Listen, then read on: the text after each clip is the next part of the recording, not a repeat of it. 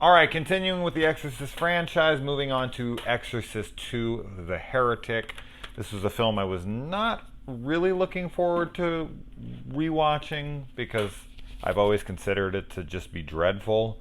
But there was a curiosity in me, having just watched the first one and wanting to see how this one really followed up. Because I can only imagine the buzz, of people who loved the first one and to see Linda Blair and whatnot returning.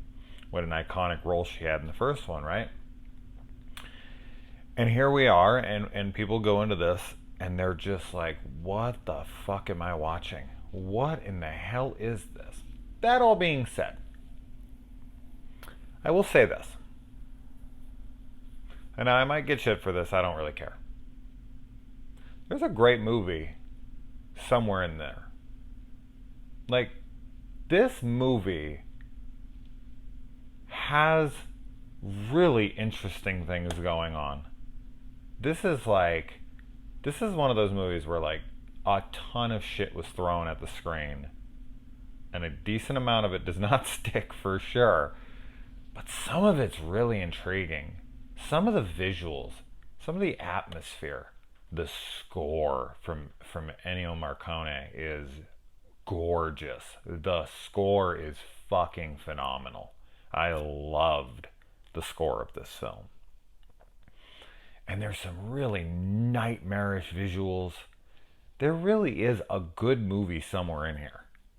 And it's not me saying, oh, if you were to just edit things and this and that. No, there's too many like key moments in the movie that are just silly.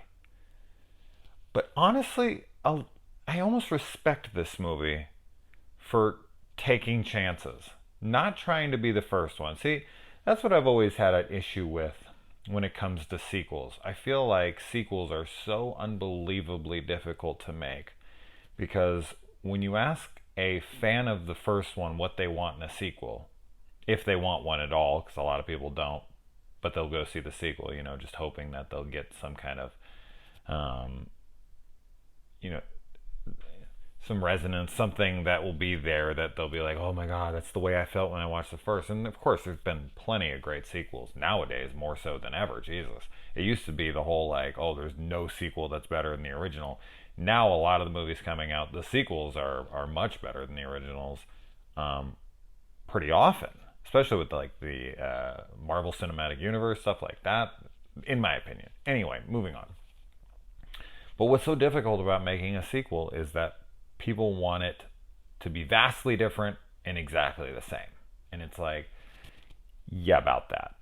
It's tough, man. You got to reinvent it, but you've also got to keep the spirit of the original. And this one, you know what this one reminded me of a little bit? It felt like an Italian director. It's not an Italian director, but it felt like an Italian production. If you've ever watched a lot of like 70s Italian cinema, there's these very bizarre tones to them where things are very I don't want to use the word stupid because I don't want to, that's not the word I'm really looking for, but pretty silly. There's a lot of silly concepts being thrown at the screen and you just gotta go, okay. That's where they're going with this. Interesting. All right. Okay. And for some reason, we look past it because it's foreign cinema. But when it comes to American cinema, we're not as willing to look past certain things, especially when it's like this big budget sequel to a classic film, and so closely thereafter. I want to say this movie's only 4 years after the original. I think this is 77, if I remember correctly. I have to say, I really do kind of almost admire this film in a way now. There's something really like charming about some of it. It's a fucking train wreck of a movie. It really is. It really tries way too many things and fails way too many times. But I was really impressed with some of the stuff that I thought was actually working, and I was like, oh man, if they could have explored that, because I was talking about in the first movie how there is a competition between science and religion, which is kind of the basis for John Carpenter's Prince of Darkness, which I always really liked that idea of the two clashing ideologies. Like there's science and then there's religion, and they really just butt heads. They don't really mesh together all that well. And some people try to explain everything with science, like myself, and then other people try to explain it with religion. Anything that's unexplainable, it must be God. And even some of the things that are explainable, they still think it's God, and that's fine. Everybody's entitled to their opinion. But there has always been this kind of clash once science was introduced. Religion used to be the only thing. That's the only way we could explain anything. And then science kind of started slowly coming up, and more people recognized it. And as I said in the first one, it was kind of like Western medicine and psychiatry and all these things. And then they were pushing her towards religion because they didn't know. But they took it, as I said in the other review, they took it from like a scientific perspective, that it was almost like a placebo of sorts. But because it was working, it didn't really matter. The results is all that matters. This one tries to take it like 3 steps further. I shouldn't say 1 step. It goes way above and beyond. And Reagan has been seeing these experimental doctors that are trying these new things in this college or school or whatever this thing is, on children, and they're doing like hypnosis, and this hypnosis machine where they're able to put stuff onto their head and kind of share each other's visions, minds, dreams, stuff like that. That's like Inception shit. That's like way out there from where we were in the original. The original was pretty grounded, I mean, relatively speaking, and this one is like, whoa, okay, we're going full on like dreamscape here. All right, okay, interesting. This is the direction that we're heading in. So you have to kind of accept that they have this machine or whatever contraption or invention, whatever, that they can put these headbands on with a couple plugs, some flashing lights, and then they can almost like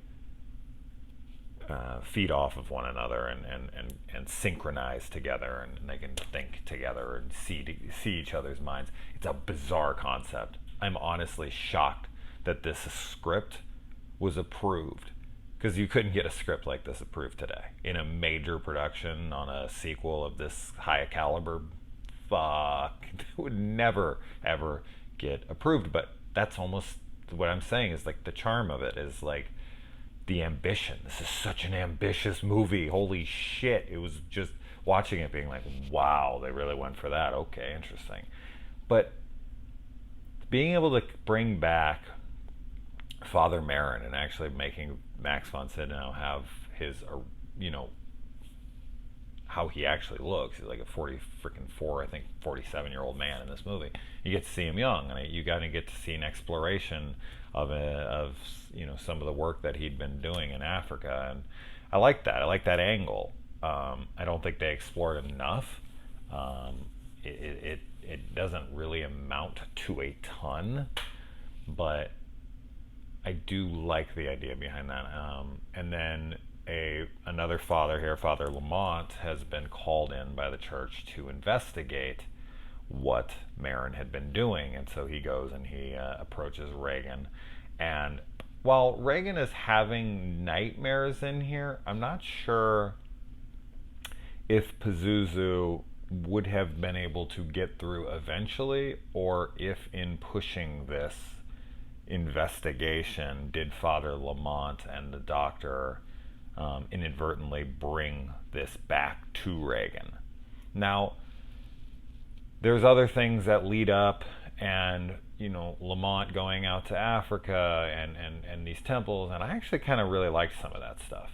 I thought that was cool. I really liked some of the visuals, the landscapes, the cinematography, all that stuff. I thought it was really cool. And some of the acting, and it felt gritty and it felt dirty, and I was like, that's kind of cool. And my memory of this was way more out there than it actually ended up being, because what I had remembered was that there was just these long, drawn-out scenes of locusts flying around. I thought there were bees in my head. I had seen it in a long time, so that's why I was so off on that. But it's locusts, not bees. And that James Earl Jones was like out in a field and this and that. And for a long period of time, and these scenes would just drag and drag and drag. Weirdly, that it's very little of the movie. I mean, it is a reoccurring element in the film, but they're very short-lived little segments each time. And the James Earl Jones stuff of him being this, like, you know, I'm not exactly sure what he's supposed to be. I don't know if he's supposed to be like a wise man or something, and he's dressed like a locust, and he goes to talk to him, but then he falls, and he's in some locust scientist's office, and it was interesting. As I said, it was kind of religion versus science, and that's the theme throughout the film, like heavily so. All right, so anyway, so let's get into the film a little bit. I've talked a lot about it, obviously, but I think that this film is, I get the hatred, so I would never try to argue that this is a good movie, because I don't think it is. I do think it's a failure, but I think it's a ambitious failure, and I'm okay with that. I'm much more okay with an ambitious failure than playing it safe and having an okay movie. Like, fuck that. I would rather this thing fail like it did and really try something different. So good on them. And that's not to say that with The Exorcist 3 they did try something a little different there, and it did work. It's a fucking great movie.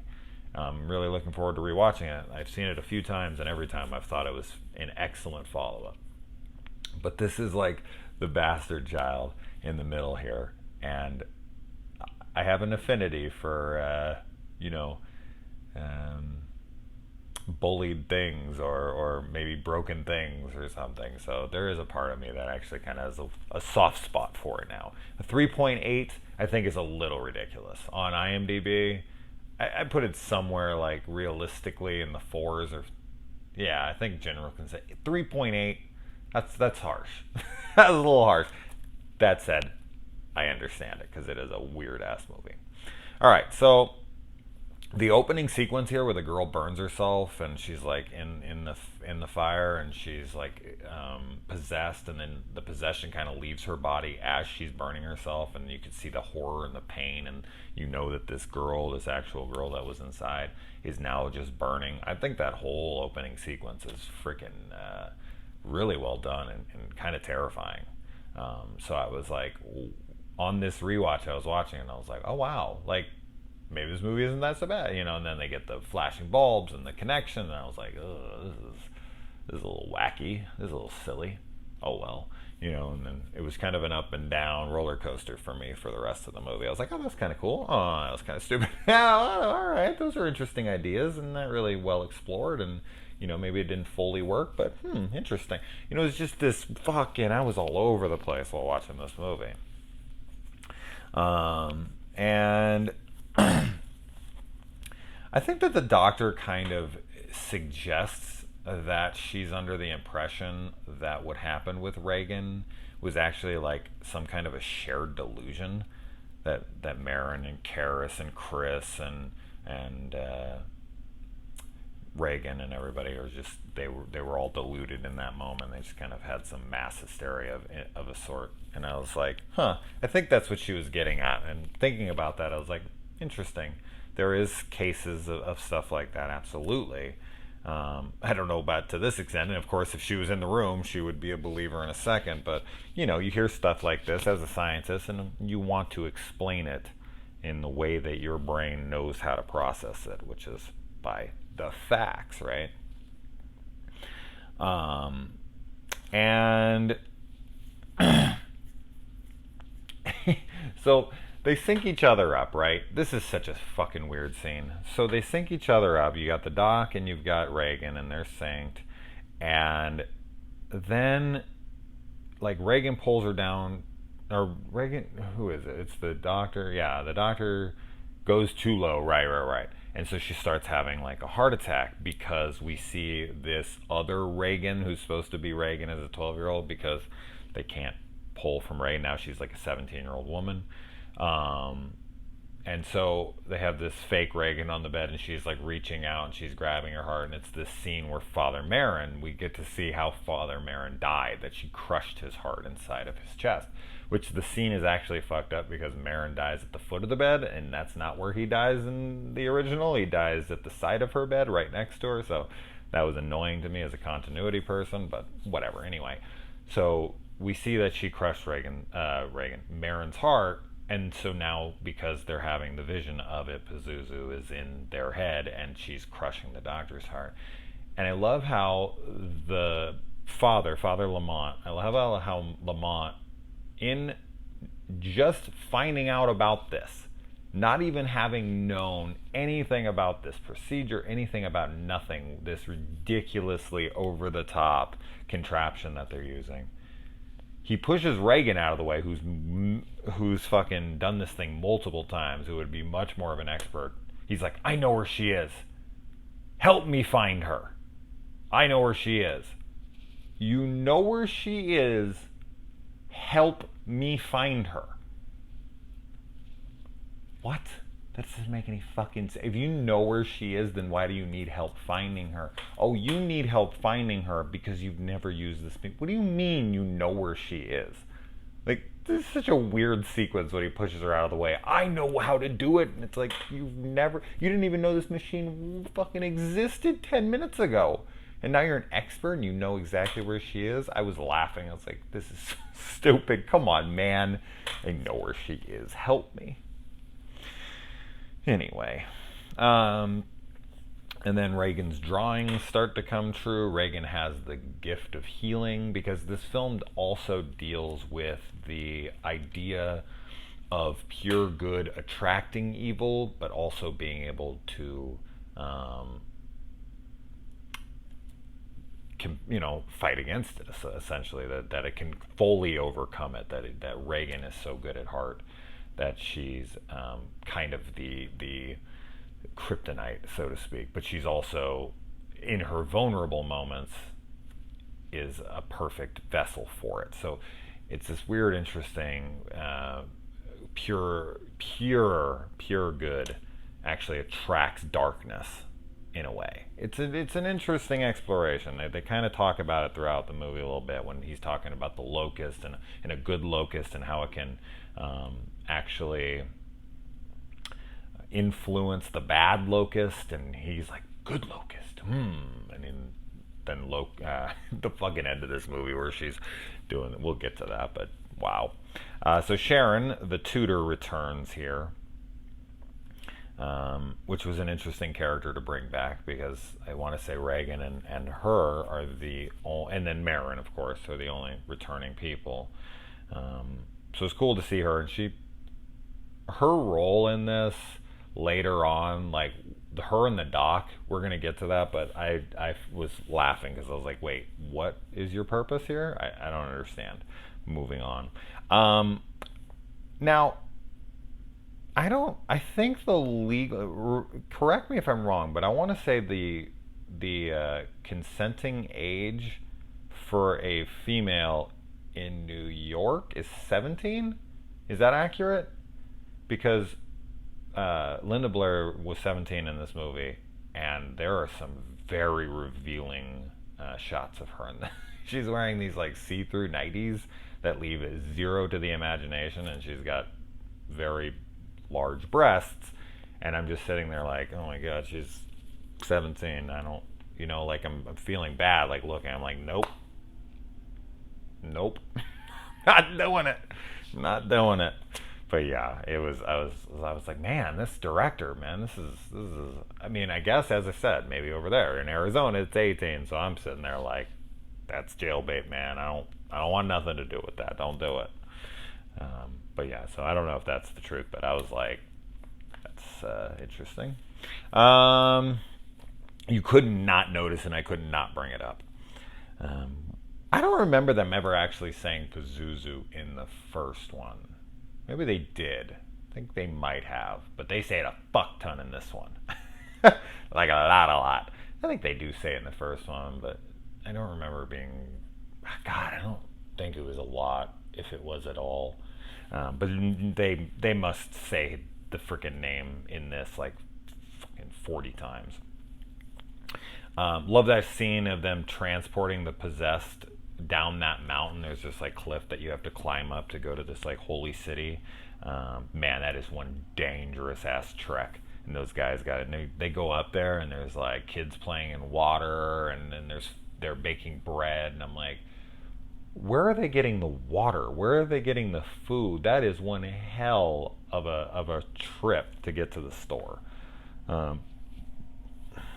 And yeah, I mean, Lamont is straight up like fired, disowned. It was like, you better drop this case because, you know, you're done. You're supposed to report back with what we want to hear, not what we don't. And he's like, fuck you, I'm going to Africa. And he goes out there. And I actually really liked a lot of those sequences. It's very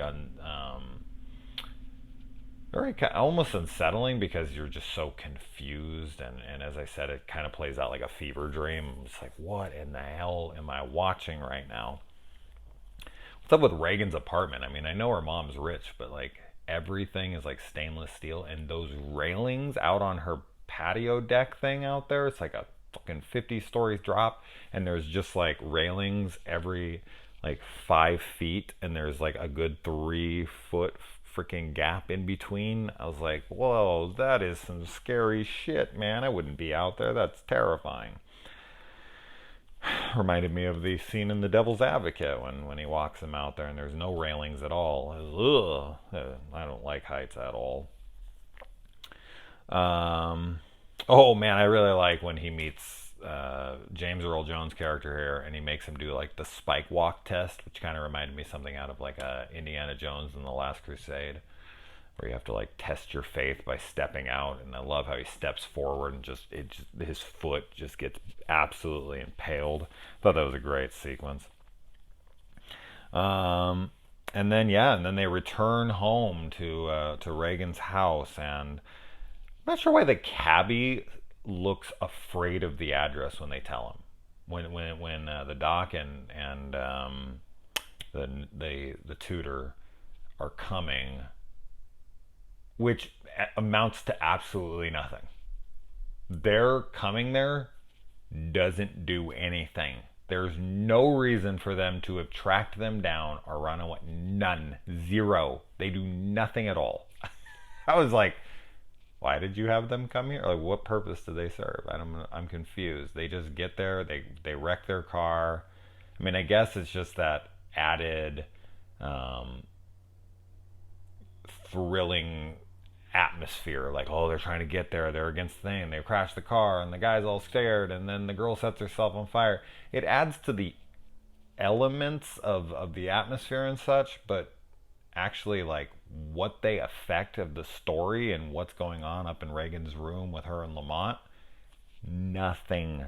Zero. And I was like, oh wow, so they didn't need to come at all. They could have just stayed home and the same thing would have happened regardless. Weird.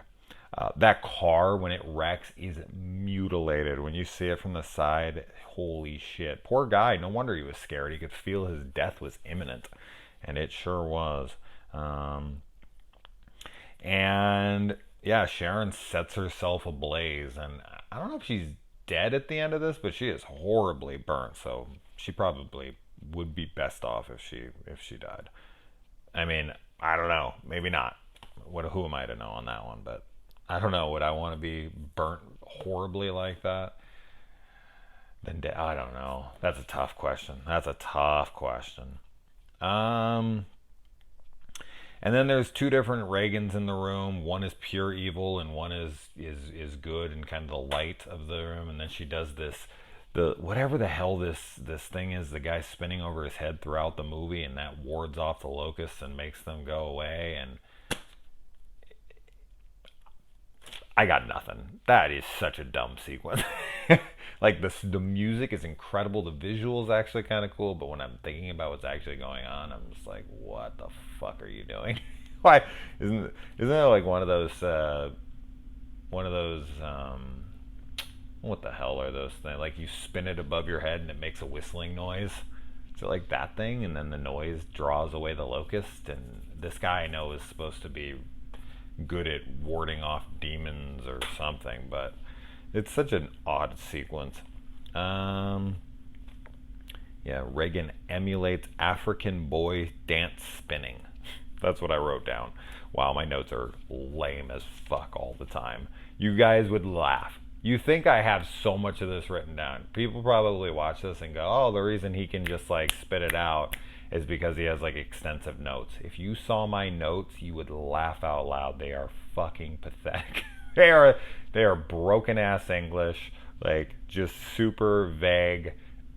Half the time that's why I'll like pause for a second because I'll be like, what the fuck did I write? What does that mean? I don't even know what that means. And then I just got to come up with some bullshit to keep going because otherwise I got to start the whole damn thing over. Usually when I'm this deep in though, I just say fuck it. Like no matter how much I mess up, I'm just like meh. They'll just have to deal with it. Anyway. So after they've defeated the evil and the house has kind of collapsed and all of that, they make the statement, the world won't understand. Understand what? What would the world need to know? Like, the only people who are going to need to know are probably like, you know, the owner of the house, the property manager, stuff like that. Like maybe just kind of the whoever cleans up the street, whoever's got to get rid of the rubble. Like the world won't understand. I guess if he goes and tells the archbishop or whatever the hell, and he's going to be like, hey, you know, this is what happened. And he's like, I'm not telling because then the world won't understand. I guess I would understand that. But in that moment, she's like, oh, the world won't understand. And I'm like, man, nobody knows. I mean, nobody knows. And what are you going to tell him? What exactly would you tell him? I mean, I guess, yeah, his findings. I guess I'm figuring out my own question. That's what it is. The world won't understand if they were to say, hey, look, demons are real. But this is the Catholic Church. I mean, they always say demons are real. So they would just be like, look, demons are real. And people are like, well, yeah, aren't they? I mean, you've been telling me that all along. So what wouldn't they understand? I'm still confused, but whatever. And then they're like, take her. I'll stay behind. Why? What? Why'd they walk away together? Like, stay behind for what? Where are they going? Up to the 7-Eleven down the street? Like, did they walk into some different route? Like, what the fuck? I'll see you back in New York. It's such a dramatic moment for what? They're all alive. Just, they walked out of the back of the house and, like, I'm confused by it. And then people come up and, well, lady, what happened? Like, she needs to explain? Why does she need to explain? I don't get that. And that's it. It's just over. And like, that's it. It just ends. And it's like, wait, what happened? What the fuck? I don't even know what just happened up in that room. What'd they do? They defeated the evil again? Didn't they defeat the evil already? Didn't it go into Karras and he jumped out the window and he took it from Reagan? Why is it now in him? Whatever. As I said, lots of interesting things and a lot of not so much. So there you go. Exorcist 2, The Heretic. Is anybody a fan of this movie? I'm sure there are. There's got to be some fans. There's always a fan. Any movie you think is the worst shit you've ever seen, there's a fan out there. Or multiple different fans. It's an interesting movie. I had a fun time talking about it. All right.